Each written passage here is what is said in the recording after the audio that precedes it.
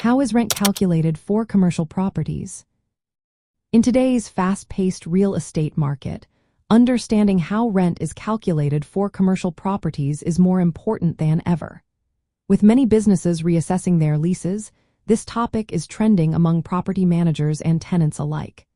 If you are a business owner or a property manager, you might be searching for clarity on the subject right now.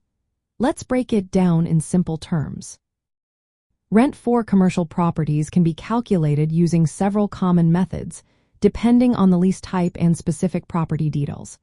One of the most straightforward methods is the base rent per square foot.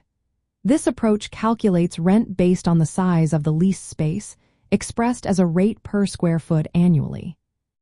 For instance, if a tenant leases 1,000 square feet at $20 per square foot per year, the annual rent would amount to $20,000. Another common lease type is the triple net lease. In this arrangement, tenants pay a base rent plus their share of property operating expenses. These expenses typically include taxes, insurance, and maintenance costs.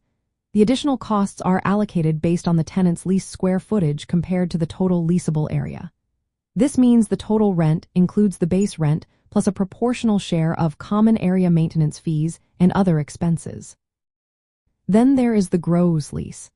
In this case, the tenant pays a fixed rent amount that includes base rent and all operating expenses. This option simplifies budgeting for tenants but may result in a higher base rent to cover potential fluctuations in expenses. For retail properties, the percentage lease is often used. This lease ties rent partly to the tenant's sales revenue. The tenant pays a base rent plus a percentage of gross sales exceeding a predetermined breakpoint. This arrangement aligns the interests of both landlord and tenant but can complicate rent calculations. Additionally, rent may be adjusted periodically based on market conditions or inflation indexes. Some leases include escalation clauses to increase rent over time. Factors such as the quality, location, and amenities of the property can also influence rent calculations. In practice, commercial property managers must carefully review lease agreements to understand how rent is structured. This understanding helps ensure accurate billing and collections. Knowledge of measurement standards, like gross building area, and how operating expenses are allocated can help avoid disputes. This practical knowledge allows property managers to negotiate leases effectively and maintain good tenant relationships.